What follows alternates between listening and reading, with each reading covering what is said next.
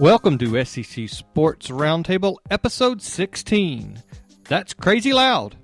Recorded November 7th, 2011. And don't forget to find us on Stitcher and iTunes. Now, SEC Sports Roundtable.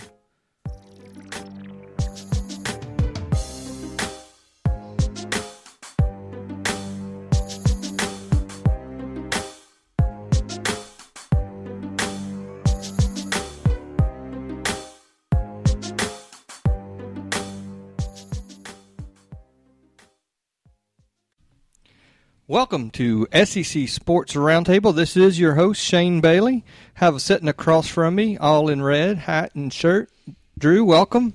Oh, thanks, Shane. Big Orange. We finally got a W. We needed one. We're pumped. And sporting the orange Gatorade for those that might not see all of this on video. Blair, good evening. Good to be back, guys. Good to have you. Well, we're not going to go with all the formalities we normally do. We've got a jammed-packed podcast. We've already talked about, how we might need to try to be cutting some of this down because we might go to 2 hours tonight. So if you stay with us the whole time and we hit 2 hours, you guys are great. Thank you so much for listening. Shane, if we have a 2 hour podcast, how can those people find us? Well, they can find us a number of different ways. Stitcher Radio, that's an app on your Android or iPhone. That's a great way to listen to us. Just like us up there or subscribe to us there, and you get all the podcasts whenever they come out there. Also, we're on iTunes. I think we're way up on the first page if you just do a search for SEC Sports in the podcast section, and we're way up there on that page there. So those are two easy ways to find us. You can also find us on the website, SECSRT.com. We also have YouTube, and so we're going to apologize right now that we're going to have some technical issues, so you're not going to see the full video of the podcast, but we will definitely make sure you have the full audio version of this on YouTube as well. And that channel, you can go on and subscribe to that channel, like everything else, is SECSRT. So we're pretty much cornering that market. That's the easiest ways to find us. You can also keep up with some updates. We try to give you some updates throughout the week at Twitter, SECSRT, or on Facebook at SEC Sports Roundtable. But there's some news out there today. It's a busy news day after a huge weekend in college football. I think even just as big of news on a Monday in the college football world as anything. So, and Sunday, too, with the SEC announcement. I think that was actually yesterday with Missouri. But let's. I want to do something, Shane, and I know we're going to come to it. Since I get so tired of just other topics and other stories dominating and not the actual sports itself, I know we're going to talk about this LSU-Alabama game in quite a bit of detail here in a few minutes, but let's just lead off. Congratulations, Les Miles and LSU.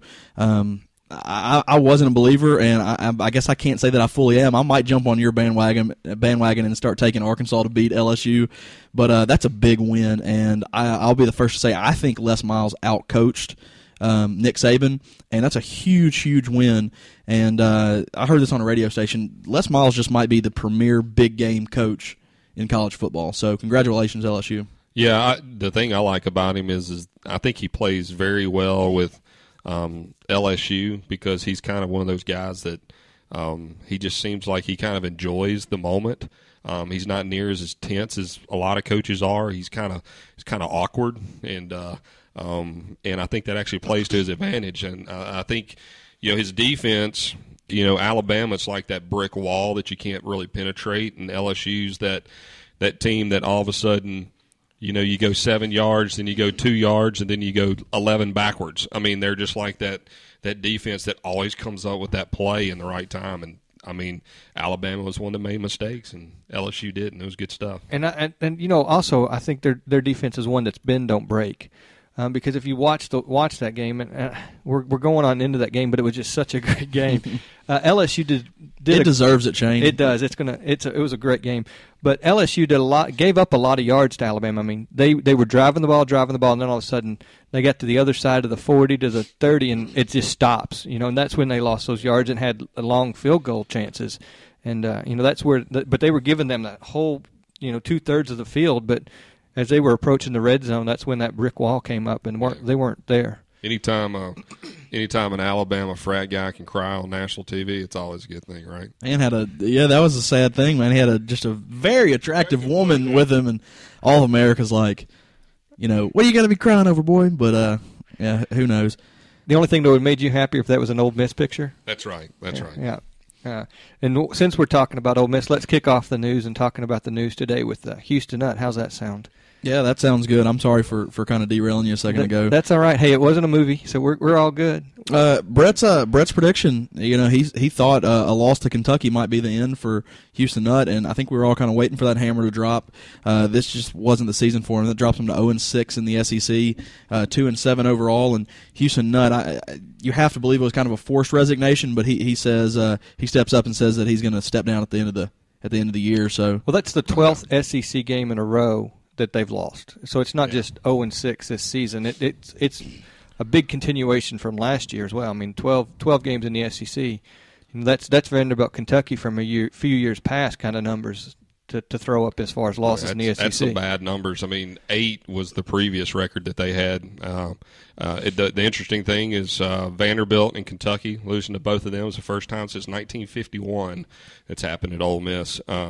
So when you lose, I think 14 out of 15, with the only win being at Kentucky in the last 2 years, it spelled the end to it. And of course, not only is Houston Nutt going down, but Pete Boone is going down as well, which is probably more of a bigger story for Ole Miss people because they felt like the administration was one of the biggest issues there from most of the people that they're actually talking about. So he's going to be stepping down with a target date of by the end of 2012. So they got a tough little thing to hire a new coach without a permanent AD. It's not always a very easy thing to do from that standpoint. So it's going to be challenging, that's for sure. Well, props to you because I think you called that the Boone move a couple months ago on the podcast that he was just waiting to get out of there in the Ole Miss world, and you're right. I mean, they're both gone. A little reminiscent of Tennessee. I mean, the changing of the guard there. Yeah, they had complete turnover with their AD and about 3 football head coaches and a basketball head coach. But let me ask you a question, Blair, because you'll know this better than I will, and I don't have this in front of me. Ole Miss, last year they didn't have a great year, but the year before they had a pretty good year 2 years ago, right? When they had Jevin Sneed and Cotton Bowl 9-win seasons. Yeah, I mean, so you get a couple years. I mean, Houston Nutt's proven that he can win in the SEC, and he's done it at 2 schools. And you have a couple years in a row where they don't think the program's going the way you want it to go, and you're gone. So, yeah. One of the themes that he mentioned today was, which I've kind of always said before, he mentioned that the being a tough job from the standpoint of if there was one university in the state of Mississippi, like there is in Arkansas, where every kid grows up and wants to be a Razorback, a little bit of an easier place to recruit to. But with Mississippi, you've got not only Ole Miss and Mississippi State, but you also have Southern Miss, and you got such a smaller population from that standpoint. But the thing with him, even going back to Arkansas, he was inconsistent. I mean, he was the guy that always kind of got a little bit in trouble, and then he pulled something kind of out of his hat, and he'd go 6-2 and go to the SEC championship, and he kind of did that at Arkansas. But it's one of those things where he came in and went back-to-back 9-win seasons. I mean, he was 18-8 in his first 2 years at Ole Miss, and they went to back-to-back Cotton Bowls for the first time in like 50 years. But it's one of those things. So they're on their third coach since 2007, or is that right? Yeah. This will be their third coach since 2007, fifth since 1998. Now, did I not read that Eli Manning is heading up one of the Archie, not Eli. He's busy right now up in New York. Yeah, Archie. That's kind of. I thought it was kind of interesting. I mean, y'all tell me if I'm a little bit crazy from this standpoint, but have you ever heard of a university having not only a booster and Archie Manning, but Mike Glenn, who is kind of over the sports advertising for FedEx, so he's an executive, are going to be the co-chairs of the search committee. So they're not even university officials. They're going to be offering the information to the president, and the president will have the final say. But I thought that was kind of interesting from that standpoint. I mean, who is held responsible for that hire 4 years down the road if something, it doesn't work out like we were talking about. But pretty intriguing from that standpoint. And I think, where do they go from here? Because it's a pretty good, it's a pretty tough hire. Especially without an AD there. I think that's kind of a. But don't you think that's exactly why they're using this search committee? Is that there's not an AD that's going to be long term? So I think people have search committees, but it's kind of weird. Well, I would think it would be.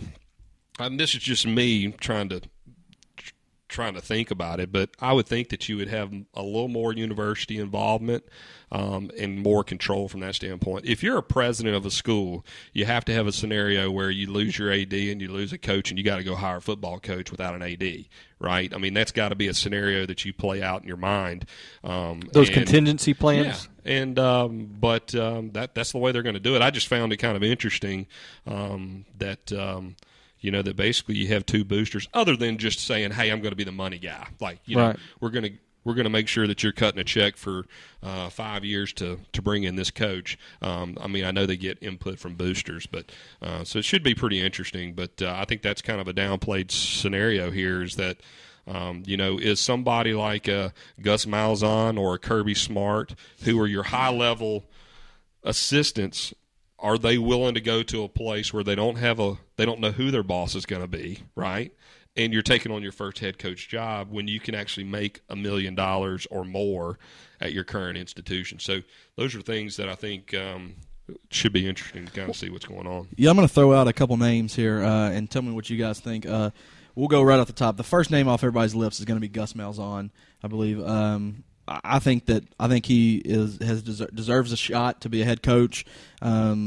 Flirted with Vanderbilt, really thought he took that job, and then decided against it. Got the raise at Auburn. You're exactly right. Do you stay kind of under Mama Bird's wing and not face the scrutiny? Because I mean, Gus Malzahn, he's got shine on him right now, but give him a couple losing seasons right in a row, and he could be in the doghouse right away. Well, what do you guys think about Malzahn? I'm going to say this about any of the coaches that we're talking about being assistants: is at some point their ego has to kick in.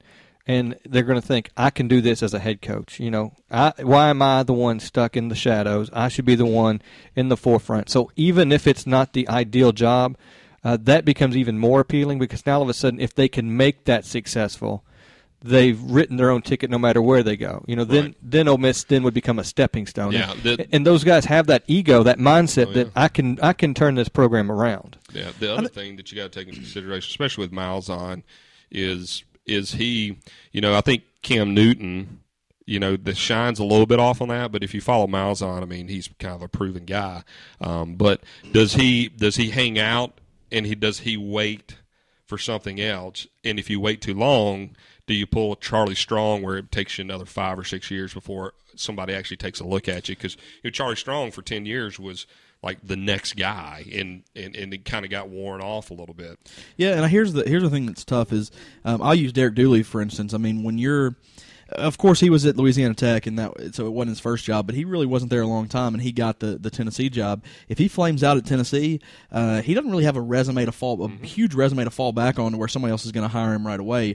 So if you hire one of those guys that have been like a Houston Nutt, if Houston Nutt's going to get another job, he's not going to have a problem. He's got a track record. He's got a resume. He's going to be fine. You take a guy like Kirby Smart, maybe Gus Malzahn. If they flame out in 3 years, you might not hear from them again for a while, and that sets them back a long ways. I'm going to throw a couple names out there that you've seen as rumors. Skip Holtz. I think so. I mean, where's he at right now? He's at South Florida. South Florida. That's right. I mean, just incredible job at East Carolina. Yeah. I like the South Florida where you can recruit right now. I mean, you go to the SEC, but I don't. That's leaving a up and coming. Yeah. Yeah. Well, I got another one for you, Mike Leach. That's the name I've threw out today on Twitter.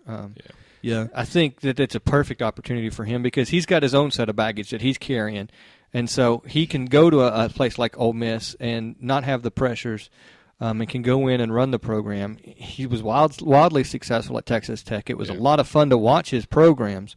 I think he would be a great fit down there in Ole Miss. Yeah, the only thing that you have there is, number one, I think the decision on his lawsuits will be up by the end of the year. I think something to that effect. But and it's kind of one of those decisions where he wins, he gets money. If he doesn't, it kind of goes away. But I think from that standpoint, it's more of Ole Miss and not Mike Leach. I don't care what anybody says, no matter if it's a good spot or not, there's going to be universities out there that aren't going to hire a guy that has a lawsuit out against his former university. I mean, it's just not going to happen. So I still think we're a little bit away from that. But another name that you need to put down there is Hugh Freeze, who was basically known for being Michael Orr's high school coach, but he's actually at Arkansas State now. He was an assistant at Ole Miss. I think he was at Lambeth and over in West Tennessee. Isn't that the one in West Tennessee? Lane or Lambeth, one of them. But he's a name that's kind of come up. And then Larry Fedora down at Southern Miss is a name that's come up. But let me ask you this: I want to go real quick back to Mike Leach, because if you're hiring a coach at Ole Miss, here's one thing that's not going to change: you got to play Alabama every year. You got to play Auburn every year. You got to play LSU every year. Now you're throwing a Texas A&M, which I don't think is in the same class as those other three. But you're not going to. I just don't think you're going to turn Ole Miss into a national championship contender overnight. What I think you need to do is, if you hire a coach with I wouldn't say a gimmick offense. Well, my first offer would be to the coaches at Georgia Tech. Paul Johnson, those guys, that their option offense, it works, and it's weird in a time where the option doesn't really work. They've tweaked it enough to where it's working in the ACC, and they've got a team that can compete. You put them in the SEC and get some a little bit higher quality athletes, I think it can work. But it's kind of the same deal. Mike Leach, he runs, I wouldn't call it a gimmick offense, but I mean, he's slinging the ball 50, 60 times a game. And that's the kind of offense that can go in and beat these teams. Look at what Texas Tech did. They're not running Tommy Tuberville's old offense. Right. They still have the tools that Mike Leach had there, and they're I think Seth Dodge is their quarterback, and he's slinging the ball. And they looked horrible against Texas this last week, and 2 weeks ago they beat Oklahoma. Yeah, the thing about it is that it's the same questions and answers that you have at Mississippi State. When Mississippi State went to go look for their new coach, they basically went with a young AD and basically went with kind of building an exciting atmosphere and kind of being the media and technological savvy kind of young generation, and that's where they went with a young coach and decided to go that route instead of bringing in a Jackie Sherrill, an established guy, or a Houston Nutt that's a proven guy in the SEC, and kind of build from the ground up. And the whole idea is to create something like a Virginia Tech did with a Frank Beamer, that 20 years down the road you've actually over time established a place, or a Texas Tech like you're talking about, where Mike Leach went there, and for a decade he made it a consistent winner. So you can do those things. It's just you got to have the time. The problem is with Ole Miss, do they have the patience? Because I think y'all will actually agree, and I definitely agree, that Ole Miss has a inflated interpretation of what they actually think their football program is, and that's coming biased from a Mississippi State fan. But they got rid of David Cutcliffe after 4 straight bowl seasons. They went 8 wins, 7 wins, 7 wins, 7 wins, and 10 wins, and they went to 4 wins, and they fired him. And then now look what they've had since 2004. Yeah, I still think that the Cutcliffe firing was one of the worst decisions, about letting go of a coach in the SEC. Yeah. I mean, I think you're exactly right. I mean, Ole Miss was, irrelevant for years, and he gets there and brings in Eli. And as a Tennessee guy, I know David Cutcliffe, and that guy, not only can he coach offense, but it's not a gimmick offense. He puts stuff in play that is traditional pro-style offense that can withstand over time and can have good winning seasons. Get their quarterbacks to the next level. Exactly, and that's what you want to start a tradition. You want to be known as a quarterback coach. Look at Petrino. Yeah. That's why he got Mallet to come there and played awesome, and then Tyler Wilson. He's a wonderful quarterback, and they're just going to keep getting guys in, and they're going to keep that that momentum going. But you're going to have the same problem that Mississippi State has, and that is you're going to play Alabama, LSU, your Auburn, Arkansas. I mean, Arkansas is not going away. I mean, Petrino's there. I mean, he's got 7 years left on the deal, and he's got to be there 4 years before he can even think about leaving. And he's already been to the NFL once, and he's a college guy. Yeah, it went greatly wrong. And he's jumped ship too many times that he kind of figured out, and of course they put a massive buyout on him, so he's got like 4 years before he can, do anything. So I don't know how many other names you've got over there, but I know one name I saw today was and the rumors are going to happen until they get a new coach, but an old Mississippi State receivers coach that's now. Oh yeah, Hudspeth. Yeah, Mark Hudspeth. Yeah, he was the. And he's glad you brought that up. He's at Louisiana Lafayette right now. He was offensive coordinator or wide receivers coach at Mississippi State first 2 years under Mullen, and he accepted the Louisiana Lafayette job. If you know anything about Division II, North Alabama, he was the coach there for about 8 years, won 2 national championships on Division II level, and he went and took Louisiana Lafayette, who I believe, if I'm not mistaken, was 3-9 last year, and they are 8-2 this year. So he's pretty good coach. Yeah, and that's what's the hard thing is it's all speculation. When after Kiffin left, I was sitting there. I'm going, all right, Dooley wasn't on your list. You want to know where my list started? Bill Cowher. Tennessee fans are saying, let's get Bill Cowher in there. And then if for some reason Bill Cowher doesn't come to Knoxville, then unheard of. Then maybe we can, maybe you North get Carolina. you get Butch Davis or something like that. Or honestly, you want to know fantastic right now. Yeah, exactly. For a while, I'm sitting there, talking to other Tennessee fans going, what about Bob Stoops, man? Why wouldn't he come to, get in the SEC? You're talking about trying to take a coach away from Oklahoma.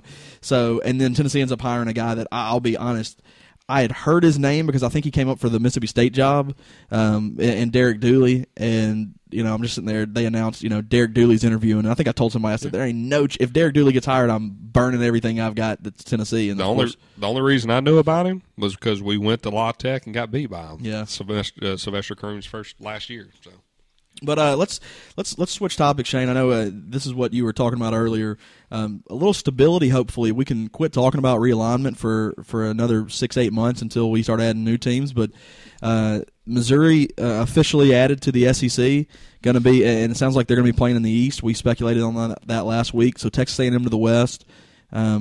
Missouri to the East. And Blair, did you say that you saw somewhere that they announced that it's going to still be an 8-game schedule next year? That's what they said. That's what they've said today. I know that South Carolina president kind of came out and was quoted saying that they were looking at a 9-game schedule and got Twitter all excited this morning. But they, I guess the SEC offices tweeted out a couple of times that they are staying with an 8-game schedule. So, of course, that would be 6 games in your own division, and then instead of 3 games in the East play the West or West play the East, you'd be looking at 2. So have to change some games. But from a logistics standpoint, that's probably the easiest way to do it. If you make it a 9-game schedule, then every team is going to have to back out of a game that they've got with somebody else. And then you got to say, all right, we're going to go home here. Who's going to go away? Really what you can do is you say Missouri and Texas, A&M, Tennessee had an away game that they are canceling with Mississippi State. Mm-hmm. So Texas A&M or Missouri, you're going to get a home game against Tennessee. Yeah. So logistically, it makes sense, I believe, to do it that way. Yeah, and the other thing is I mean, it always comes back to Mississippi State for me, but for those second-tier teams, second or third tier, depending on kind of successful season. You want those built-in wins, don't you? You need that extra non-conference win. I mean, 9 games in the SEC. I mean, heck, it's already tough enough with 8 for crying out loud. So the 9 games that would be pretty tough and set really kind of a disadvantage I believe from that standpoint across the board with other conferences. Well, I'll tell you this, as a guy that's Tennessee fan that's plays Florida every year, Georgia every year, Alabama every year. Usually either play Auburn or LSU. Bring on Missouri, man. I'm fine with it. I'll play Texas A&M. There's not a team you could have added to the SEC that's going to scare. It shouldn't scare any SEC teams. You already got to play the hardest schedule in the country, so just add somebody. I love it. I'm pumped. I think that those those two teams made the most sense from a geographical standpoint as far as adding households. We've talked about that, TV households. You're adding the Missouri, the St. Louis market, and then of course you're adding Texas, which is unbelievable. I'm really excited. I like those two teams being added. They're exciting teams. You also will add the Kansas market, because Kansas City both borders Missouri and Kansas. Yeah, so you're going to also get that television market as well. Yeah, I mean, it's 31 million households between Texas and Kansas City, St. Louis markets, and I think that's like over 60% of the households that we currently have. So I mean, you're talking about a pretty large number from that standpoint. In Missouri, I mean, it's an easy decision for them. I mean, I think they kind of held out a little bit, but it comes down to, I mean, we're all in this economy. I mean, it's one of those deals where, if you're looking at it from a business standpoint, and from the business standpoint, at some point down the road, public, the funding is not going to come from the states with regards to schools, and so they're going to have to actually be in a situation where, universities got to have money, and right now the SEC is as stable as it can be.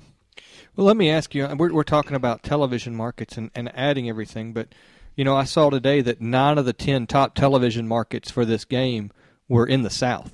It's somewhat not surprising, but as big as the SEC claims to be, as much as we love the SEC, wouldn't you expect to see one or two other large cities have an interest in this game besides? Oh, I think they had an interest. Just from a But the largest actual number-wise that actually watched it is what you're saying, right? Right. Yeah. Well, of a television share. Right, yeah. I mean, it's ridiculous. I mean, I'm pretty sure Birmingham was like 57, right? Which is absolutely unbelievable. Crazy numbers. I mean, that's why Paul Feinbaum can be on the radio and make, millions of dollars every year for playing Auburn and Alabama. Well, I think that's a couple reasons. One, the South cares more about football than other places. I mean, that's just a fact. I mean, USC, when they were winning all their national championships, LA still, they've got so many other things going on. They love USC, I'm sure, and they fill that stadium, but it's not the same. I mean, there's just not the same enthusiasm behind college football. And two, I'll tell you, it's tough, man. I love SEC football, but my TV was on Tennessee, MTSU. I flipped it over, but my primary game was the Tennessee game, just because I can't not watch that game. I mean, I'm not gonna miss one of my teams playing. So, if you're a Pac-10 school fan, if I was an Arizona State fan, I'd be watching the Arizona State game and flipping back to that LSU game. Yeah, I think outside the South, I think that was the case. But what the weird thing was? I'm glad you actually said that, because I thought it was kind of interesting. Following Twitter that night, just taking the Mississippi State UT Martin game, they showed the student section at halftime that never came back to the game. There was about 500 students out of 11,000 in this section, and they basically just left after halftime.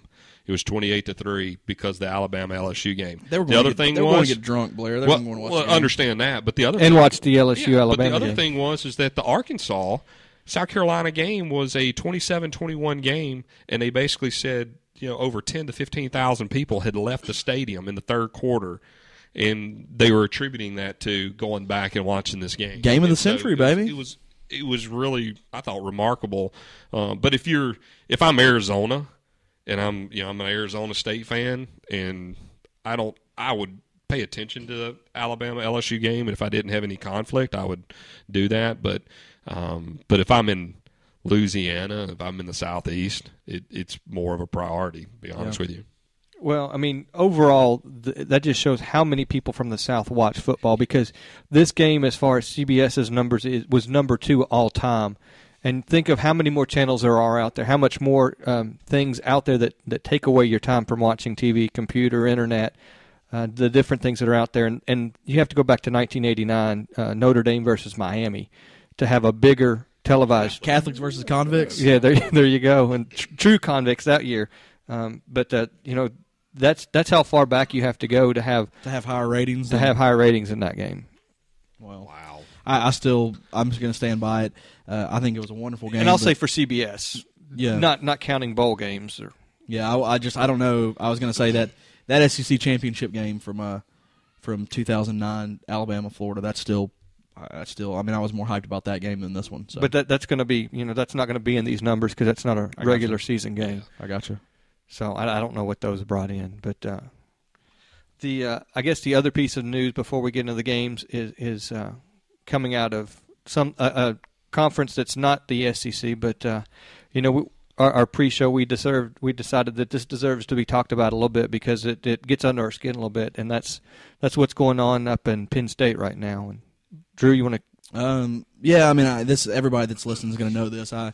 On the way over here, I kind of polled my wife, thinking that she wouldn't have heard this story, just asking her what her thoughts would be, and she interrupted me and said, they ought to fire his blank. It's a horrible, horrible situation. A legend of the program, a guy that I read a old Sports Illustrated article about is it Sandusky? Is that his name? Sandusky. How they were just praising him, how he started this program for troubled for troubled boys back in the 70s, and what is it, 40 counts of child molestation, and I mean we're not talking about light stuff. We're talking about full-on, hardcore, bad. I mean, just the unthinkable. I mean, the worst stuff that you can talk about. I mean, it's it's not just one or two instances where you want to try to give the guy the benefit of the doubt because he's not proven guilty yet.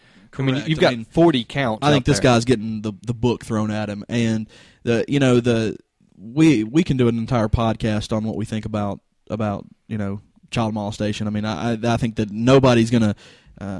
You can't make light about that at all. But where it comes relevant is Penn State and Joe Paterno and his legacy. In my opinion, I mean it's tarnished. I mean I didn't love the guy and I didn't hate the guy. I didn't have too much of an opinion. I mean I was impressed by his longevity and 400 plus wins at a Division I school. That's something that's never going to happen again in this day and age. But I think that Joe Paterno. I think he's done. I think he needs to step down. I know we were talking earlier that the last home game is next week. I don't think he should coach it. I think he should resign yesterday. Yeah, and we're kind of early into this because it is Monday, and I'm thinking once we get to Thursday, Friday, this story is going to be dominating, like most of the news channels anyway. But I think we're just going to hear worse. Yeah. The more stuff. I mean, it's just going to get worse and worse, and it's appalling. And the fact that you have so many people in a higher education, higher learning, environment that is basically was thinking of the institution more than the children in a place and time where children should be the first priority is just absolutely ridiculous. Well, let me just preface this by saying this is being recorded on a Monday. This is a Monday night, and we can only deal with the facts that we've got out right now. And I'm all about giving the benefit of the doubt.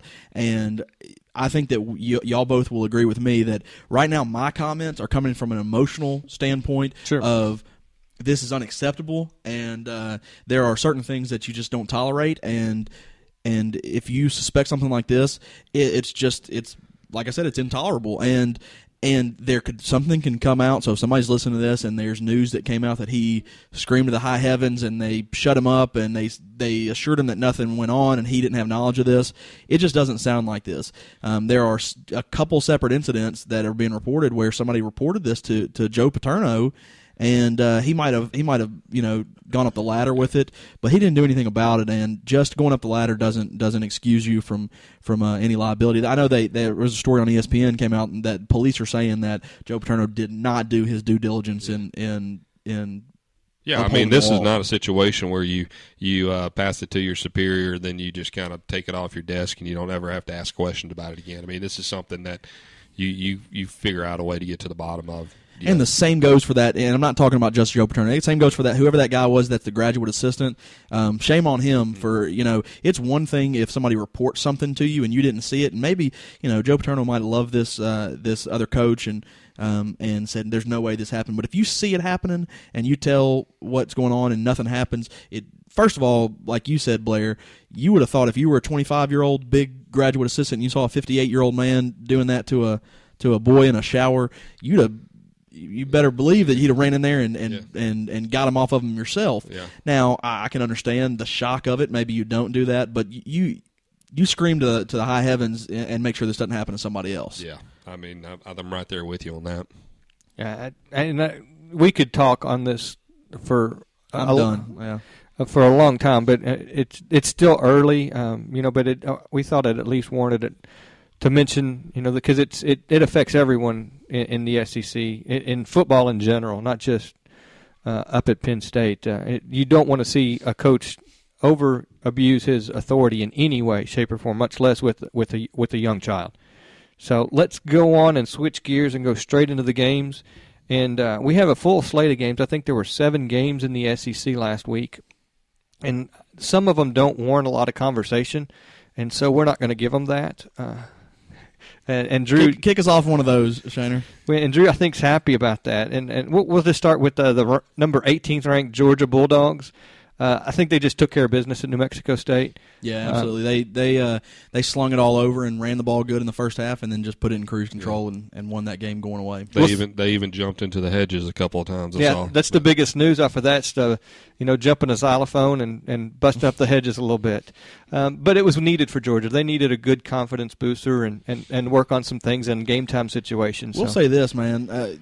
As a guy that kind of counted them out after losing their first 2 games, and now they've reeled off 6 or 7 in a row. 7, I think. Now. 7 in a row. I mean, that's where I was going. Good job, man. That's just they've put themselves in them and South Carolina, the only 2 left in the East that have a shot.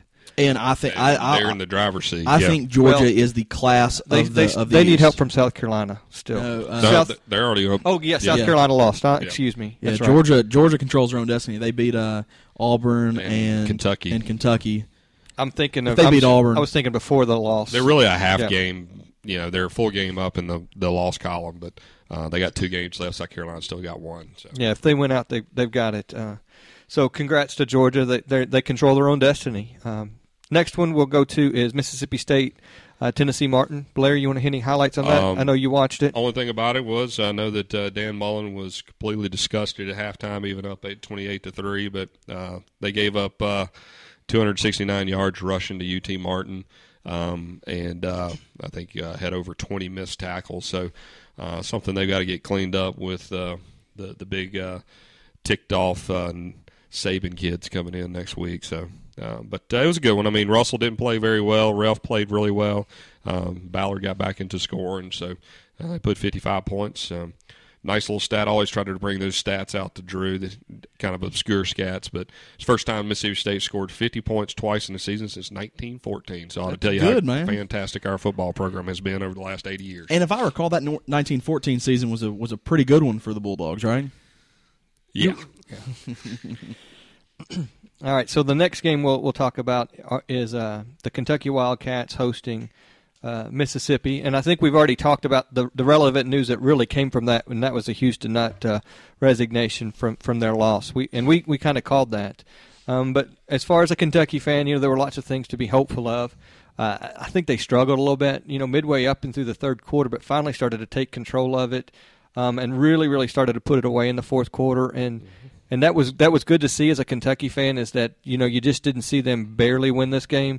They took the lead and then had some huge plays late in the fourth quarter to really take control and continue to apply pressure to Mississippi. It is Mississippi, but it's still to do those things, the right things. We had a quarterback that had a great game. I think you gave a stat out about Ole Miss's defense, and Kentucky. Yeah. What's his name? Maxwell Smith? Is that right? The freshman, yes. Yeah, he won Freshman of the Week honors for his play on Saturday, which makes the 4th consecutive SEC opponent that Ole Miss's defense has given up Player of the Week honors. So the other 3 were 3 running backs that had over 150 yards at least apiece on them. So it's good for offense if you see the Ole Miss Rebels coming. That's for sure. But 20 unanswered points, right? Yeah, it was, rolled it off there at the end. Yeah, I want to say it was 13-10, I think, going into the end there. So, and props to the running game for Kentucky too. I mean, we've had some issues at the running back, and we've got Koshik Williams had 111 yards and 2 touchdowns. Yeah, so. he's a little tough guy. I didn't realize until he played state that he's an itty bitty guy. I mean, he's very not small. Big, like he's not 5'6", big back, 5'7". but he runs the ball really hard, and he's quick and he's kind of shifty. Definitely. I mean, I think it's giving Kentucky a little bit of life, especially from the quarterback play, because I think they've got a little bit more consistency from that standpoint. Yeah, no, it's good to have, and I know with the ankle sprain from Newton, now we might have a true quarterback controversy, but I don't think there will be. I think he's going to be setting. You know, when you get an SEC win, you get the ball again next week. So we'll go on to your Tennessee Volunteers. A win's a win. Tennessee got up on them 24-0. Another second half. Derek Dooley's not the kind of guy that's going to appease the fans. They got up 24-0, and their running game was shoddy again against a team that they should have been able to run the ball against. I'm fairly sure with me and Shane on the offensive line and Blair carrying the ball behind us, I think he could have done about what Tennessee did. Just didn't do much, and he tried to establish that run in the second half and didn't really do anything else, but still had a 24-0 victory. Got a shutout. I think that's big for the defense. Turned them over about 3 times. Should have been more. Missed a fumble there. The big story that I like, and this is kind of blowing up on Twitter, is all right, on Thursday, for people that haven't heard it, on Thursday, Tennessee's kicker Michael Pilardi had an undisclosed injury. They didn't report it to anybody. Nobody knew about it. It wasn't bad enough to where they knew he was going to be out. They just thought that they need to make sure that backup kicker was ready. But Pilardi was going to try to see what he could do during warm-ups. Well, he goes out there middle of the day, Saturday, kind of on the walkthrough, and just wasn't going to be able to play. So the backup kicker is doing all the pregame stuff, warming up, getting ready to go, and he pulls a muscle or hurts something in pregame warm-ups. Well, here's Derek Dooley, and he's got no kicker now. So, I mean, a lot of the Tennessee fans, of course, the cynical SEC fans, all they can do, instead of looking at this and kind of laughing and going, oh, this is a kind of funny story, they go, I can't believe Derek Dooley didn't dress out another kicker. If you knew your kicker was hurt on Thursday, why didn't you have a backup? And I'm like, it's the kicker. Yeah, it's the kicker, and you had 2 of them, and one of them was kind of shaky. Generally the kicker doesn't get hurt, and if he does, come from the same people that don't have a backup plan at work anyway. So yeah, but so here's the deal: they've got no kicker, and it's an hour and 15 minutes before game time. So they call Derek. I've heard it Broadus or Brodus. I like Brodus better. Derek Brodus. He played at Alcoa High School. Soccer player, walk on with the team. They call his frat house where he's laying on the couch watching football, which is funny. You're talking about watching the LSU game. One of the reporters said, be honest, were you going to watch the Tennessee game or were you going to watch the LSU game? And he said, well, I was going to watch Tennessee for the first half. So here he is about to watch some football. They call him and say, hey, we need you to come play. Send a police escort. And, an hour later he's kicking off. Derek Dooley, his quote was they had to give him a breathalyzer before he went out there, and they said a drunk Brodus was better than nothing at all. So awesome. Pretty good story. I mean, I think that's cool for the kid. And man, I was telling them this, telling the other hosts this before. His kicks look good, man. They were high. Tennessee's had a problem of kicking low extra points and field goals ever since Daniel Lincoln kicked 2 into Terrence Cody's gut a couple years ago. But they look good. They look good. I mean, 3 extra points and a field goal made. Now, granted, that field goal was 28, 29 yards, but still, I like him, man. Yeah. Bring him back. I got a question for you. I know we don't really want to ad-lib too much on these games that didn't have much importance. It's Tennessee, so Drew's happy now. Yeah, it's just an hour worth of Tennessee talk. Before the season started, and one of the things that I heard a lot was UT's line and how they were young, but how they were basically so talented and really with kind of a year under their belt this year, how they could roll in next year and really be the dominant line of the country, I mean, from that standpoint.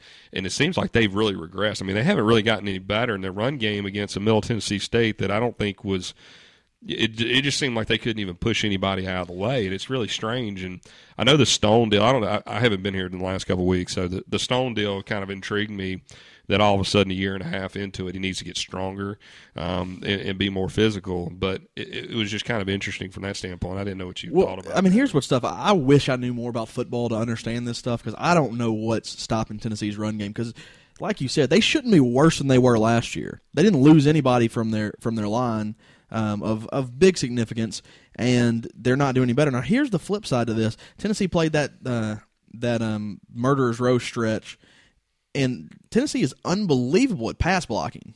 Tennessee's quarterbacks don't get a lot of pressure. Tyler Bray is not the most elite, fleet of foot quarterback. Matt Sims sure isn't either, and Justin Worley doesn't seem to be kind of a running quarterback. So it's not like they scramble. They create a pocket, and Tennessee quarterbacks have plenty of time to pass.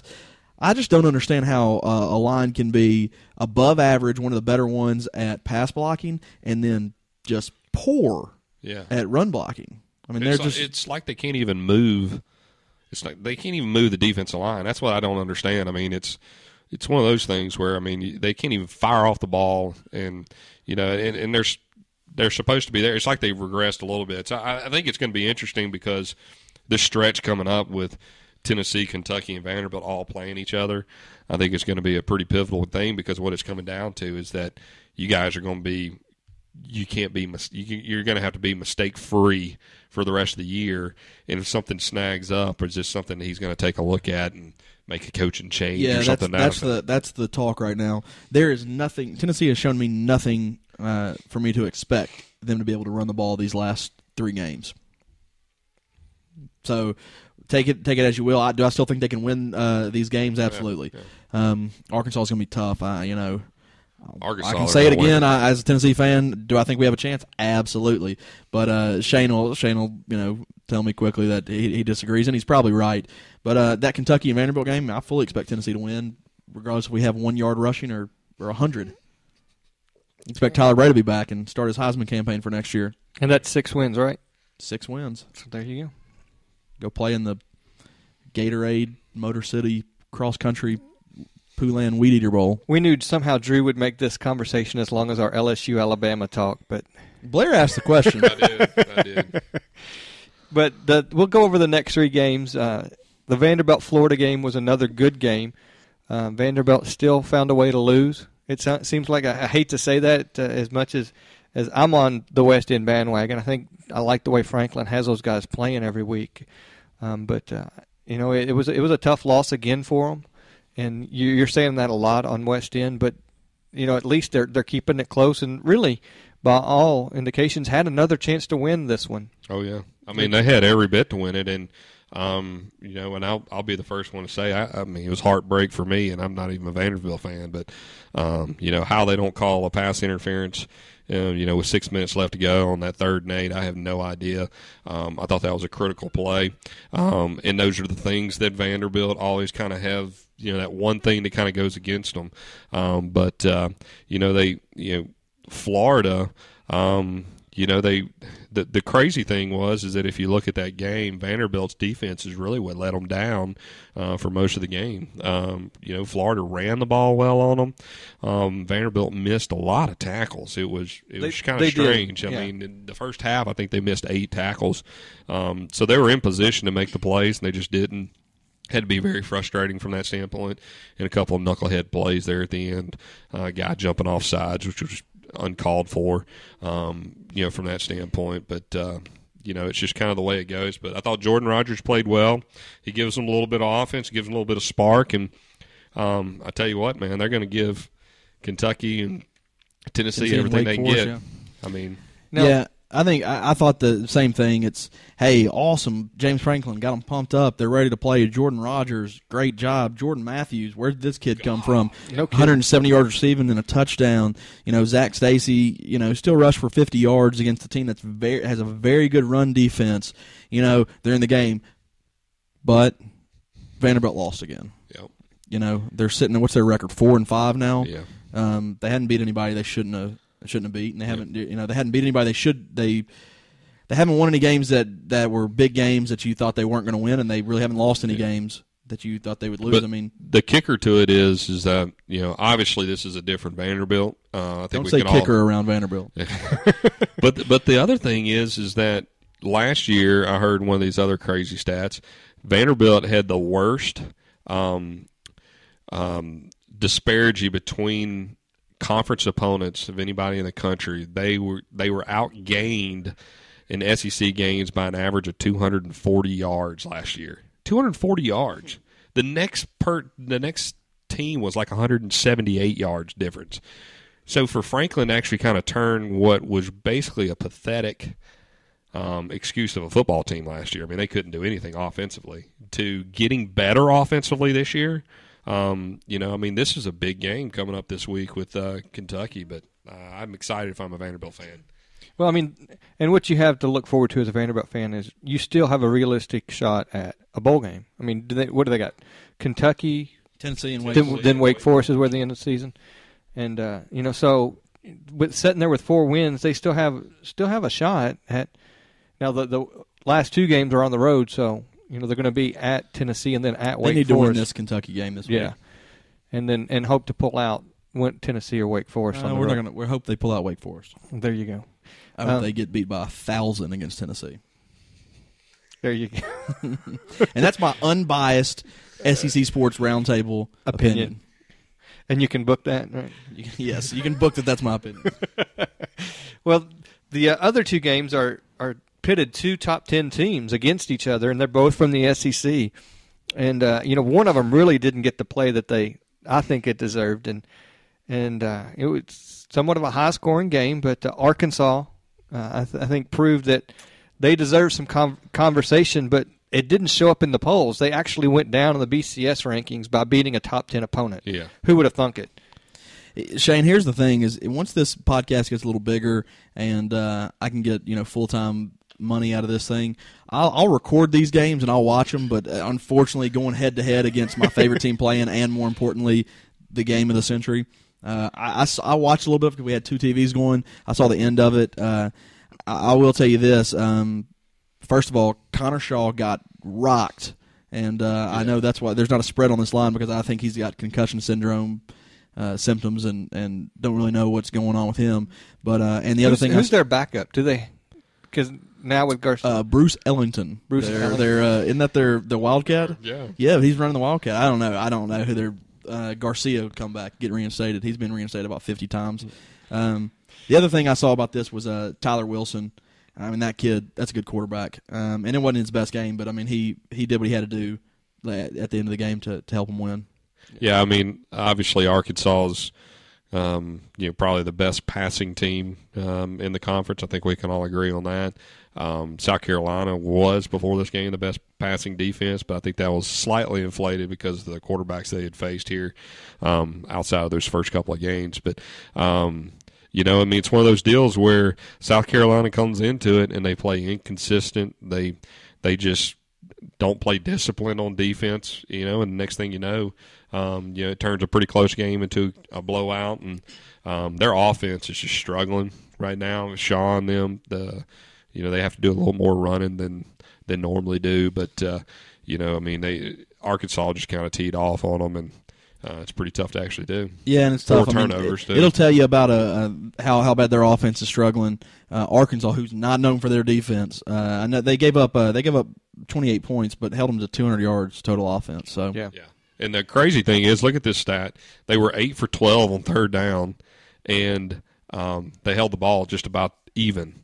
So it just kind of tells you Arkansas can actually strike, and of course you turn the ball over 4. Yeah, turn the ball over 4 times. That's gonna hurt you. I like Arkansas. I like the way they're playing right now. They are a step below those 2 upper echelon teams, but I put them and Georgia right there. I'm going to go ahead and say I add Georgia to that Group B, and I think that's 2 probably top 10 teams in the country right there. Well, let's talk about scenarios now. What happens if they get to the last game of the season and pull up the upset with LSU? Well, if they do that and Alabama actually goes through and runs the table, you're looking at a 3-way tie, and that creates all kind of craziness from that standpoint. The 7th tiebreaker, is that that's what I've been saying? Is it? Yeah, but you're going to go to head-to-head, and they're going to split. You're going to go to first is division, then head-to-head, and then other foes. Their conference, then division. I mean, it's all going with one loss. It's going to go all the way down to BCS standing. Exactly. It's going to go to higher in the BCS. It used to be the team that hadn't been there in the longest amount of time. I remember that from a few years ago. But it is the highest BCS ranked team. Now, y'all told me something I didn't know. But if you're within 5 spots, the second team is within 5 spots. Then you go to head to head. So let's say Arkansas beats LSU. Now Alabama is, what are they, number 3 in the BCS right now? Yeah. 4. They're 3 in the BCS. Yeah, I think there's 3 in the BCS. So let's say LSU goes to 5, and as long as Arkansas doesn't jump them, then it's going to go head-to-head, and it's still going to be LSU. So I think LSU is still in the driver's seat. I don't see Arkansas jumping Alabama. I don't think Arkansas. I don't see Arkansas jumping Alabama in the BCS because what's Arkansas in the BCS right now? 8. 8. So they're going to have to go from 8 and jump all the way past Alabama at 3, and I just don't see that happening. As long as Alabama's, well, if LSU shouldn't drop below Arkansas either, which whether that's fair or not, but well, Stanford's got. Let's look at who's left in the BCS in the top 8.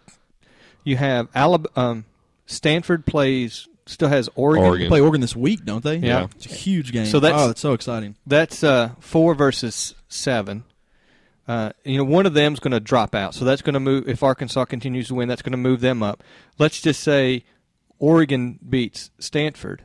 That's really going to throw Stanford down. I think they're going to drop more than just 1 or 2 spots at that point. Yeah, also going to strengthen up LSU. That's going to strengthen LSU. Boise State, I don't think they have anybody left really. Boise State should be kicked out. Yeah, they got TCU in like 2 weeks, but TCU's not TCU as they used to be. So Oklahoma State still has Oklahoma. The way Oklahoma State's playing right now, who knows? They truly could beat Oklahoma. The thing about Oklahoma lost Broyles, their receiver. And Yeah. I'm telling you, I've watched a lot of Oklahoma State games. They are fun to watch. Brandon Whedon, their quarterback, is elite quarterback. And Justin Blackman, you talked about, at the beginning of the season, I would have said Alshon Jeffrey is every bit as good as those guys. Nope. Justin Blackman is just head and shoulders, just a beast. He's A.J. Green. This is something I want to talk about. I'm going to get off the topic for 1 second here. I want to talk about yesterday in the NFL, Julio Jones and A.J. Green. Usually freshman, rookie wide receivers, they don't produce in the NFL. Those two they're ridiculously good, man. Yeah. I watched A.J. Green in person, and that guy's just physical and just a great receiver. And Julio Jones, just a freak. I remember watching A.J. Green's highlight tapes from high school, and it was just insane what he could actually do. But I think getting back to the BCS. But okay, so picture. So what we're saying is, if Oklahoma State or Oklahoma loses, they're both out, and Oregon or Stanford's going to drop. So that gives, realistically, if Arkansas can come back in and beat LSU, they would be 5th. Well, at worst. Where's Clemson? I think there's a kicker to this whole 9th. thing. Did they lose? Yeah, they've lost. Who did they lose to? Who? Clemson. Georgia Tech. Routed them. Totally forgot that. 2 weeks ago. Yeah, that's right. I think the thing that we got to look at is not necessarily what's it going to be from the impact from like a national championship standpoint, but just BCS. Where they would actually end up. So, Arkansas is going to be – they're going to be 8 or 7 or possibly better. I don't think Alabama and LSU are going to change until that Arkansas game. That's where it's actually going to throw kind of a kink in everything, because what you're going to have is you're going to have LSU who's going to drop, but they're not going to drop as much from a computer standpoint as they probably will from a voter standpoint, right? Mm-hmm. Because that's 2/3 of the whole deal. So it was pretty interesting because they had the Brad Edwards guy that's on ESPN. It's like the BCS guru, and he was showing scenarios where all 3 of them could be in different spots. But only 2 can make it to the right. But he said there's scenarios where Bama could be, from just the SEC standpoint, Bama could be there, the first team, LSU the second team, and Arkansas be the third team, or it could be Arkansas, Bama, LSU. I mean, there's all different scenarios. So then, I guess my question is, if LSU loses to Arkansas that last game of the season, will they take enough? You got to quit moving that mic. That's crazy loud. Trying to get a comfortable setting here, Shane. There we go. Let's get it and be done with it. That's like the 4th time we've done that. Sorry, listeners. It's all Drew Young, if you can't see it. Throwing you under the bus right Thanks, there. man. You're welcome. You don't have the headphones, so I'm trying to let you know that it's noticeable. But back to this. Okay, so will LSU lose the number 1 spot if they lose to Arkansas? Because if they do not, then you potentially have all 3 teams in the top 5. If Oklahoma beats Oklahoma State, Oregon beats Stanford, now all of a sudden you have Arkansas sitting there within 5 spots, so they go head-to-head. Would Arkansas not play for the national championship? Or, I'm sorry, the West championship? Arkansas is not going to jump Alabama. The only way. Then it goes head-to-head. Well, against as long as LSU. They were saying that Alabama, this is what's actually going to happen. I'm confused. I don't because know. I don't. Do you think that realistically Arkansas shouldn't jump Alabama because Alabama beat them head to head, but that was also 2 months ago. So it's all about what really happens lately. It's like what happens here on the last week. What you're going to do is but you're beating but if you beat LSU, who just beat Alabama, right? Well, that's what I'm saying. Here's so what what's going to happen is if this scenario happens, it's going to be very chaotic. And everybody's going to be doing this. It's hard to kind of get into a conversation right now because it hasn't happened. But when it does happen, I think it'll play out over the next couple of weeks as we lead up to the game, and we'll have more numbers to kind of look at. Here's the problem in the theory, though. All right, Alabama's number 3. So if we're saying that Arkansas, unless Arkansas gets higher than Alabama in the BCS, there's no chance. They got to beat LSU. That's okay, now listen to this. All right, Arkansas beats LSU. Okay, right. Let's say Alabama stays at number 3, right, in the BCS. Let's say LSU goes to 5. Let's say Arkansas goes to 4. Right. All right. So now we got Alabama and Alabama, and who won the head-to-head? Alabama. Right. All right. Let's say Alabama is number 3 and LSU goes to 4 and Arkansas is 5. Now it's Alabama LSU over Alabama. I'm telling you, unless Arkansas jumps the team that beat them in the BCS, they cannot make it. So unless Arkansas somehow gets ahead of Alabama, which I don't see happening unless Alabama loses. Now, I don't know. The computers could be crazy, but the fact that Alabama only dropped to 3, I think that's what's kind of sealing Arkansas's fate. Yeah. There it is. So it would... If they beat LSU, it doesn't matter, even though they're within 5, because they would have that head-to-head against LSU, but they lost to Alabama. Exactly. So then LSU's out of the in that scenario, it's whoever the top 2 teams are, it's head-to-head, so whoever won that. The third team's just eliminated. Even if you're within the top 5? Yeah. Okay. There it is. So it's interesting stuff. Clear as mud for everyone out there. And now we haven't even talked about the game. What game? Oh, the LSU Alabama game? That offensive juggernaut that was number 1 versus number 2. Here's the deal, guys. I thought that was an incredibly entertaining game. The reason I loved it so much is because I love college football overtime, and I was so excited to see it go there. That's where it needed to go. And it was such a dud when it got there. Yeah, and first of all, LSU should have scored on that first play on that option. Yeah. I think the big stuff out of this, I'm not going to get any negatives. I'm not getting on to that Alabama kicker for he missed 4 field goals. Yeah. 2 of them were from over 50. And one of them wasn't missed 3. The other one missed 1 and made 1. Yeah, I mean, so the kicking game, I mean, that's what I've heard. I don't want to look at the negatives. I want to look at the positives from this game. Well, you can't expect the kickers to have 45-plus yard field goals, and those are not give-me's. Yeah they're not give-me's, but if you're Alabama and you're going to kick them, you need to have somebody to kick them. Or punt it and play field position. Yeah. Here's the crazy thing is you would think that Les Miles would be the riverboat gambler, going for it and going crazy. Well, they decided to kick a field goal from inside the 1, and then you've got Alabama kicking 50-yard field goals when punting it could pin them deep. And if you miss that field goal, you're 3 first downs away from a field goal attempt for LSU. Yeah. The crazy thing is Alabama scores 6 points, and they punted twice. How crazy is that? That's unbelievable. LSU punted 4 times. I mean, 6 total punts in a 15-point game. But it shows you 12 points. I mean, if you look at it, I mean, Trent Richardson rushed for 86 yards and received for 80. He was. They were moving the ball against LSU, and they had their chances. But I mean, both of them turned the ball over. Pretty much Jarrett Lee just lost his, quarterback. I didn't see that coming, but from a guy that we've talked about this a lot, I've always said, keep Jordan Jefferson away. Jared Lee is just that steady hand that you need to do this, and I wouldn't have played him. Yeah. I thought he made the perfect decision in Jefferson. I thought that was the guy that was going to lead him to a victory, and he did. Yeah, I mean it was, and he was cool and collected. I mean they threw for a total of 91 yards. And they won. I mean, it was just a fantastic defensive game, just unbelievable athletes on the field, just entertaining as can be.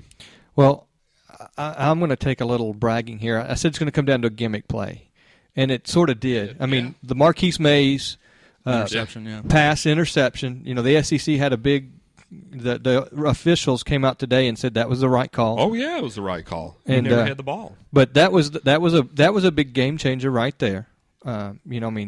When he landed on the ground and kind of rolled over. Yeah, when he lost. Yeah, there was never a possession. He never had a possession. So, But I mean, that would have been at worst he would have been down at the 1 if he had came up with that. Instead, LSU now has the ball at the 1 yard line, But it was just interesting that Alabama was the one that made the critical errors. They're the ones that had penalties in those spots. They're the one that threw the interceptions. They're the ones that before halftime. I mean, I'm pretty sure y'all saw the play, but before halftime, where what's the quarterback, McCarron, where he just looks at that wide receiver the whole time and never allowed the play to the left, where the kid just ran completely free, and Nick Saban lost his mind. It was just those things. I mean, Nick Saban loses his mind like that. You've worked on that play, and you were there, and it worked to perfection, and you never looked that way. And you could just tell that was, his intensity is one thing, but it just seemed like for some reason they were the ones that made the mistakes. And I think that another big play, I'm sorry, Drew, was it goes back to Marquise Mays again, was the punt where it went, where his ankle kept him from trying to make that catch, and it bounces back another 30 yards and just kills their field possession. I mean, all of a sudden they were going to go from the 35, 40-yard line down to within the 15. or something. So, I mean, 72-yard punt or something like that. It's unbelievable. I think those two, I mean, the way each of those teams were playing defense, you had to have a break go your way. And those two breaks really helped LSU, seal the deal, I think. I mean, and you take a look at the guys that were on the field. I mean, Alabama, known for their secondary. LSU's got, Honey Badger. But is Claiborne not the real deal? Yeah, and I think he's much more of a shutdown corner. Oh, my goodness, he is huge. Then Tyrann Mathieu gets all the credit because he runs his mouth all the time, and that's the guy because he's got a cool nickname. But Claiborne, I mean, that guy is a shutdown. I mean, that interception that he made, just lurking and it was unbelievable. And then the other thing was, I mean, how does that kid hit a block in the back on that interception that totally killed him? I mean, they were sitting there with the ball inside the 5-yard line, and then they were, back at the 40, and it was unbelievable. What's your thoughts? Has there been any talk of a suspension from Honey Badger in that one on that clothesline play? The arm tackle. I don't. I mean, I haven't heard anything. I mean, I think that's he got penalized for it on the field. I mean, pretty selfish play. Yeah, it wasn't. It was a stupid play, and of course, he's throwing his hands up like I didn't do anything, and not that there's 50,000 cameras there that's going to pick that up. So it was a stupid play. What I thought was, when I look at this game as a whole, I think Alabama had more talent than LSU. It's something Blair said. Two things. One, I think LSU came in a lot looser in that game, even though it was a road game, which is you would normally feel the opposite. I thought they came in looser, and even though they kind of seemed to be on their heels a lot more than Alabama, just watching that game, the feel I got was that LSU is going to pull something out here. I just had that feeling to it.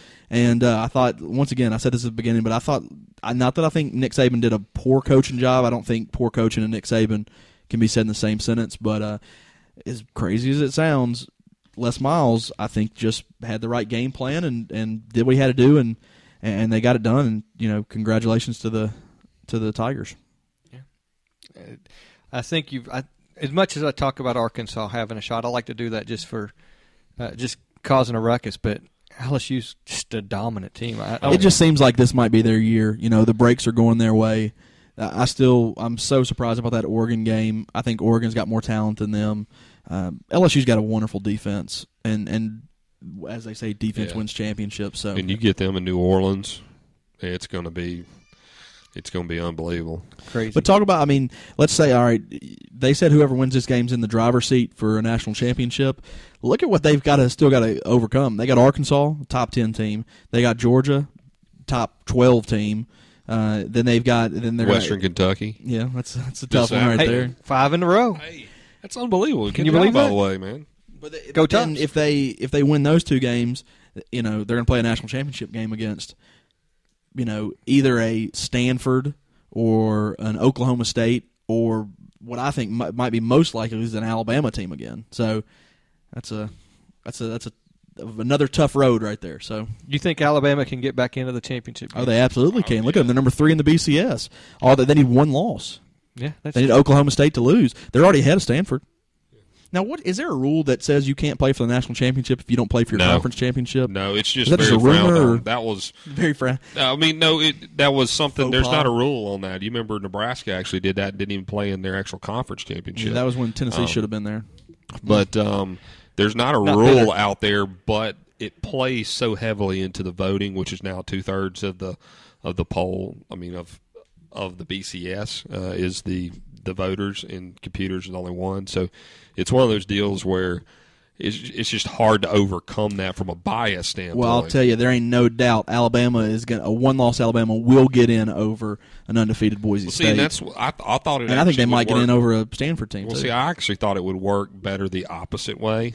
If LSU lost, being on the road, playing a top 2 team on the road, already have played at Oregon with that tough of a schedule, still have a top 10 team down the road that if you beat them, Arkansas would catapult you back in there. So I'm interested to see how they hold. I mean, the fact that they fell to number 3 is pretty interesting. And what they've got Mississippi State and Auburn, and then they've got like Georgia Southern or somebody like that. Okay, so well that's last week's games. It was a great week in the week that was. Drew, you want to go over the picks for the weeks, and we'll go into the picks. Yeah, well, a little controversy, just quickly from last week. I'm going to throw a shout out to Brett Young. He's leading our picks, and we now know why, because when he gets one wrong, he complains and tries to get it changed from what the website said. We've reviewed the tape. All we can say is we have still not made a decision on what to do with his record, but you'll see it when we get our picks out here in a few days. Going right into it, a couple games don't have spreads, but we'll still go over that. And just You're skipping my week, right? I don't know what you did. Did you do good? 7-0. Congratulations. Wow. You're awesome. I am. What did I go, like 2-5? I think you went 3-4. 3-4. It's a good week, Drew. Once again, don't follow me to make your living betting on games. All right, we'll start off with a game close to Blair's heart. We've got Louisiana Tech traveling to Oxford. Ole Miss. Here's a fun one. Ole Miss getting 2 points. So Louisiana Tech is the favorite in this game. What do you think, Blair? I'm actually going to go La Tech. I mean, obviously something that you got going on, like Ole Miss is dealing with this week, a lot of distractions. A guy that's going to be coaching the last 3 games that's not going to have a job. A very young team that's having a hard time finishing anyway. But La Tech, I got to see them earlier this year at Mississippi State, and they've got a little quarterback and that can play, and they can run the football. And if you can run the football, you can beat Ole Miss. So I definitely think this is a spot where they can come in. They're playing really well right now, 5-4, just completely demolished Fresno State over the weekend. It ended up being like 41-21, but they manhandled them, kind of took care of it. So I think La Tech. I'll say this. After watching Ole Miss versus Arkansas, it gave me renewed hope that Ole Miss wasn't just complete garbage. But I'm tired of losing by picking Ole Miss. I haven't watched a ton of their games besides that Arkansas game. You've probably watched more of them, Blair, and I haven't seen Louisiana Tech play, and you have, so I'm just going to piggyback on what you said. I'm taking Louisiana Tech, laying the 2 points to Ole Miss. Shane? I'm also going to take La Tech. I'm going to take it for a little different reason. I think Ole Miss is going to be flat after this week. They have nothing to play for. They've got a coach that's basically a lame duck. He's just limping through the last 3 games until the end of the season to say so they still have a coach. They don't have anything to play for, and I think it's going to show on the field as well. All right, next game we'll go to here. Skip to it. We got Western Kentucky. Shane's homeboys traveling to Baton Rouge against LSU, 41.5-point favorites. I'll kick it off here. I got to think there's going to be a little letdown just from that last game. 41.5 points is a lot. Western Kentucky is on a little bit of a winning streak. This is not as much a testament to how Western's playing, but I just think that LSU is not going to go all out. They're going to have relaxed a little bit from that last game. I think a little bit of a letdown. I'm taking Western Kentucky to cover. Go Tops! 5. We mentioned this earlier. 5 wins in a row for a Western Kentucky team. that's much improved over the last couple seasons. So they're headed in the right direction, but they are going to hit the brick wall that is LSU. 41.5 is a big number for any team, no matter who you are. And like I agree with you a little bit there, Drew. It's not going to be that big of a game as far as scoring wise. So I'm going to go with the Hilltoppers as well. I'm going to follow right by with you guys. Go with the wife's alma mater and take Western Kentucky. For same reason, there's got to be somewhat of a letdown from LSU, and I think they'll just halftime they'll be subbing people in. All right, Shane, kick us off with this one. We've got Kentucky, your homeboys again, at Vandy. This is a crazy spread. I haven't seen this with Vandy much. Vandy is a 12.5-point favorite over an SEC team. What are you thinking? That's a lot of points. Kentucky's showing that they've got a quarterback now. They've got a running game that's starting to develop, and you need those two things to take up time and keep Vanderbilt off the field. And Vanderbilt's had a couple of really, really tough losses that's hit them. I know they're going to be still pumped up to play Kentucky. They always are. It's always a close game when those two teams meet, and I just don't like that number, so I'm going to take the Wildcats. Blair? I don't really like that number either, Shane, but something's telling me that James Franklin's going to have these guys ready to play. And Vanderbilt, I think, played a little lackadaisical, I guess you would say, on defense last week. So I think they're going to kind of get after them, especially at the beginning. Yeah, and I think Vanderbilt is they're obviously a better defensive team than Ole Miss, and I think they're a better defensive team than Mississippi State. So I think that they'll actually be able to kind of stifle Kentucky there a little bit. So I'm going to take the 12.5, and I'm going to go with Vanderbilt because I have a feeling they want to come out. This is a game they've got to have. Much like I'm tired of picking Ole Miss, I'm tired of picking against Vandy. I'm not a believer saying that they're the best team, since sliced bread, and I'm about tired of reading Chad Caldwell's tweets about James Franklin riding in a helicopter. I think most coaches at the college level has probably ridden in a helicopter at some point, and I had about 10 of them saying he was riding in one. So congratulations, Mr. Franklin, Coach Franklin, on your helicopter ride. But I do think they go and take care of business against Kentucky. 12.5 points. I agree with Blair. I think that they've been on the verge of winning one of these games. Instead of winning a game against one of those big games, I think they're just going to take their frustration out on a team that they can beat. So I'm taking Vandy on this one. Next one we'll flip to. I'll let you do this one, Blair. We've got the Alabama Crimson Tide going to your Mississippi State Bulldogs. Mississippi State getting 17 points. I'm excited about this. I'm going to be there in person, and I'm glad that it's 6:45 so that I can actually tailgate a little bit. Get sauced up. And I'm going to hope that Alabama's just a little bit kind of worn out from last week, but I think I'm going to cover the 17. Was it 17.5 or 17? 17. Yeah, 17. I'm going to take Mississippi State. I think that we're going to bounce back from a pretty terrible rush defensive effort last week, and we seem to kind of bounce back from those. And we've played LSU very well. We played South Carolina very well, who had some pretty stout running games. So I'm thinking we're going to be able to keep it in there. I still think Bama easily wins the game, but I think they're going to have somewhat of a letdown just because it's going to be difficult to get back up, especially on the road. I kind of agree with you. I like I think that's a good spread right there around 17. I think Alabama's going to have this as a 2-score game, double digits most of the time. It's one of those where they're up 14 and up 17, somewhere around there. And what's going to happen? Is Alabama going to add a late touchdown on a run late, or is Mississippi State going to add a meaningless one? I'm going to say that Mississippi State's going to add one of those meaningless touchdowns to take it from about a 20-point game to a 13-point game, make it look closer than it actually was. I'm going to take Mississippi State to cover the 17 or to get with the 17. I like those choices. One thing that I think that Alabama might be coming into this game doing, and I know style points don't weight a lot in the big scheme of things, but they've got some things to prove. We've already talked about how they still have a shot for the national championship, so they're going to look to keep on the throttle and really come back and prove that they deserve to be in that speak. So for that reason, I think they're going to come out strong. They're not going to be letting off. I see it being a 17, 21-point victory, so I'm going to go with Alabama on that. All right, next game, and this is probably, in my opinion, the game of the week, but I'm going to save the other two because we don't have spreads on them. We'll just break them down. We've got Auburn traveling to Georgia. Georgia's a 13-point favorite. That's a tough one. I think that's a few too many points. I think Georgia wins this game, but I like Michael Dyer. I like Ontario McCaleb. I think they can run the ball. I don't like that Auburn's shakiness at quarterback, but I think this is going to be a little bit closer game.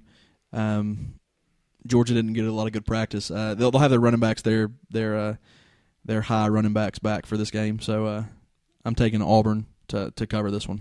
Their quarterbacks are well rested. I mean, their running backs are well rested at Georgia. Yeah, and full probably. Yeah, so got their munchies out of the way. Yeah, so got a little weight to get down. In wrestling, they got to lose a couple pounds to make weight. But they're well rested. They had an easy game. I mean, they got. I would guess a lot of players got to get subbed in. So I think Georgia's going to. I don't like that number, but I really don't. 13's a scary number for this game because Auburn can score, but I just have a feeling Georgia's going to pull that one out. So you're going with Georgia, huh? I am. All right. I'm going to go with Auburn. They're coming off a bye week. I think it's for Auburn. I think that's a good thing for them. They had a pretty nice little run there of games, and now they had a week off to kind of get some things cleaned up. But 13, I think Georgia wins the game, but I think Auburn keeps it close. All right. Next game we'll go to is Tennessee at Arkansas. We don't have a spread on this one yet. I think that's due to a little speculation about Tyler Bray. He got his cast off today. I fully expect him to have at least another week. I do think he'll play for the Vanderbilt game. If I had to put a line on this, I would say it's going to be somewhere in the 16-point range would be my guess. I think that Arkansas is about a 2-touchdown, maybe a 13-point, maybe 12, somewhere around there, better than Tennessee. Give them a few extra points because they're at home. I think Tennessee can keep this interesting for the first half. They've played a lot of teams close in the first half. The difference here is that Tennessee, if they've shown some weakness, it's been in their secondary. And with Brent Brewer going out for the season with an ACL injury, you got Prentice Wagner moving back and forth, and they're starting, they got a freshman in there. They're rotating 3 freshmen in the secondary, and if there's one thing Arkansas can do is throw the ball. I see Tyler Wilson being able to throw the ball in Tennessee, and Jarius Wright having another big game. I'd love to say that Tennessee can hang in this game, but I just think that they'll keep it close, and then in the third quarter you'll get a couple more touchdown passes, and they'll make it a 2-score game, and Arkansas wins.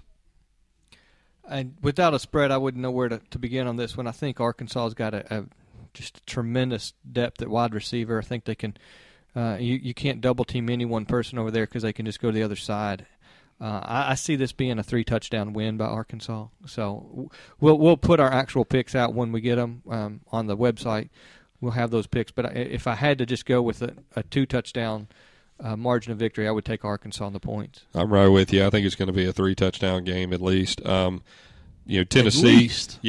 Tennessee's secondary was bad to begin with, and their best corner, Prentice Wagner, is a decent safety.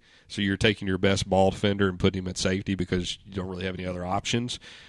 So you're taking your best cover guy and putting him at safety on an already pretty roughed up unit. So I think Arkansas has got a little bit to prove this week. It's at Arkansas. It's a tough place to play, and I think they smell blood on this one.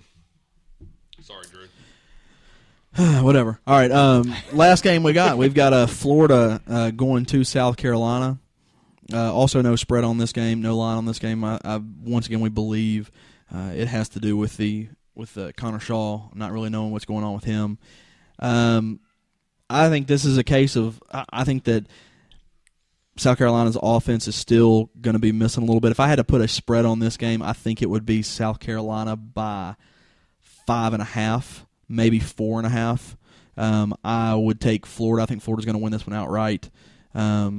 I think that Demps is a little closer to being healthy. Having Brantley back makes this team, different, and I just don't like South Carolina's offense. What you're saying there is that Florida or South Carolina is not as good as Vanderbilt, is what you just said by saying Florida can win outright. And South Carolina still has a shot at the East. I mean, why is it saying that they're not as good as Vanderbilt? Well, if you're putting them as a 5-point favorite, I'm putting South Carolina as a 5-point favorite, but I still think. And you said Florida's going to win outright. Yeah. So you think that I'm sorry, but Florida beat them by 5, right? 26-21, was that the score?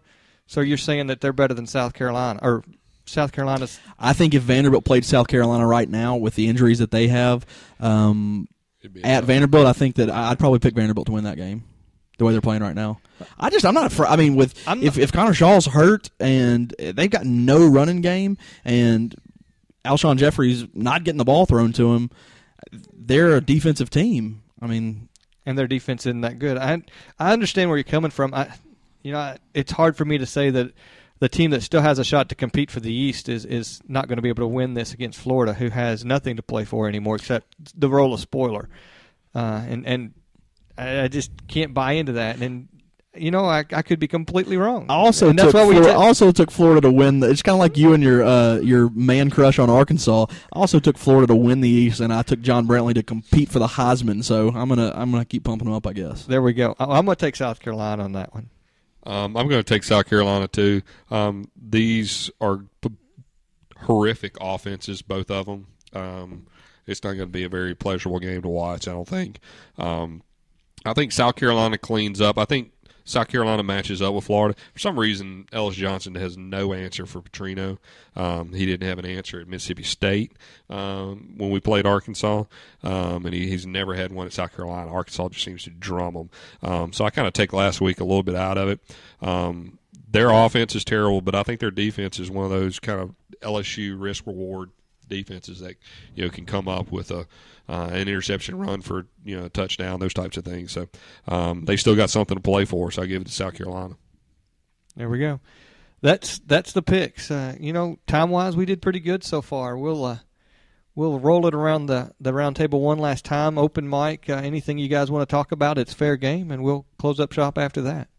Well, I'm excited. I think this is a good week of football. I'm getting a chance to go do a little tailgating and go down there and see Alabama play my Bulldogs, and good weekend of college football, and be interested to kind of follow this Ole Miss debacle that's going on. So it's pretty entertaining. So again, my Twitter is at Blair Smiley, SMYLY. First off, I want to apologize.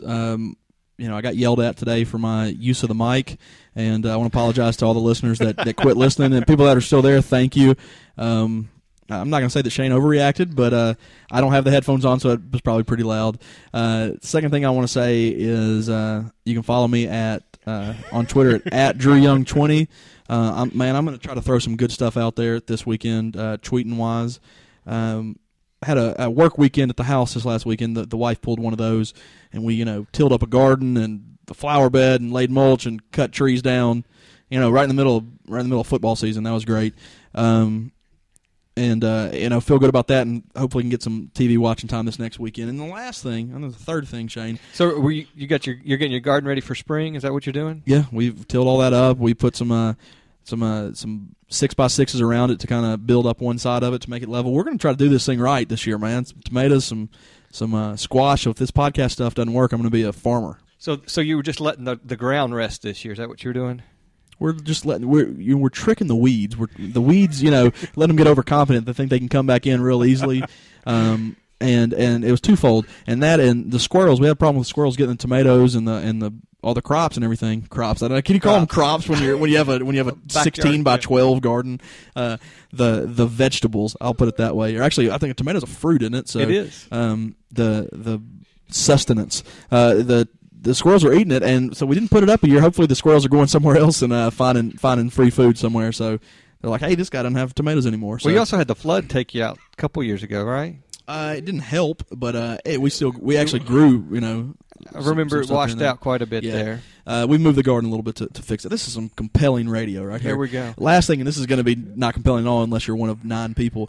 Just a quick shout out. This is my first year coaching any team. I coached 10 and 11-year-old flag football team, and we lost this weekend in the playoffs, second round of the playoffs. Just congratulations to the kids, man. They came back.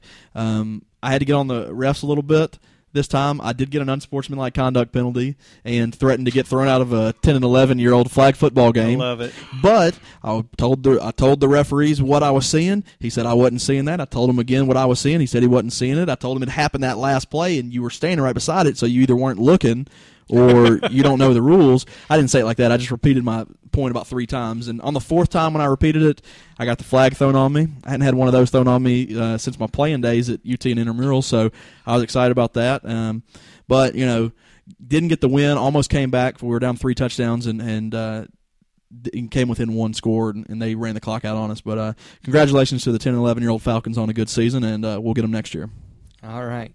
Well, I know last week's podcast got out a little late. We had some issues. We had Halloween, of course, so with little ones that messes up. We do like to record on Mondays a lot, so that kind of threw things out. So we had a good time trick-or-treating with the little kiddos, but we're back on schedule here, so we want to thank everyone for listening in. You can find us in all the places, Twitter, SECSRT, Facebook, SEC Sports Roundtable. Drew's holding his hand up. He wants to interject here something. All right, I'm just getting. I'm on a Tennessee message board right here. I was trying to see if somebody had a spread up for that Arkansas game.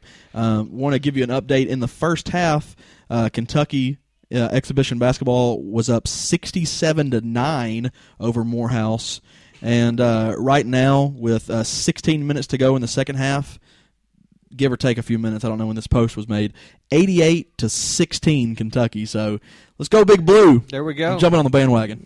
You keep saying that, then you keep going back to the orange. I can't. I'm flip-flopping. So we're glad it's basketball season. From the Wildcats have something to be hopeful for. But Facebook is SEC Sports Roundtable. Try to get on there. Like us out there on Facebook. We try to throw out some questions for you guys, and would love to have your opinions on what you think on the things that are happening in the SEC. So we throw those out somewhat regularly. So try to get on there, like us, and do that. You can find the podcast on Stitcher. Just do a search for SEC Sports Roundtable. On iTunes as well, just do a search for SEC Sports. We're way up there on the iTunes. And go on and just subscribe. That's the easiest way to do it. Every time a new podcast comes out, you don't have to worry about it. Next time you sync up, it's going to be there. So that's the easiest ways to find us. You can find me personally at P. Shane Bailey. That's my Twitter. And the Roundtable, I want to thank you guys again for sticking with us and listening to it. It's something we love doing. We enjoy doing this. We just take up our own regular time. Another shout out to our wives. We all are married, and they let us take over our dining rooms and set up this contraption of wires and microphones and recording devices to do this podcast each and every week. So we want to thank them for allowing us to do this. So I'll take a second to do that. And with that, I'm going to call this roundtable done.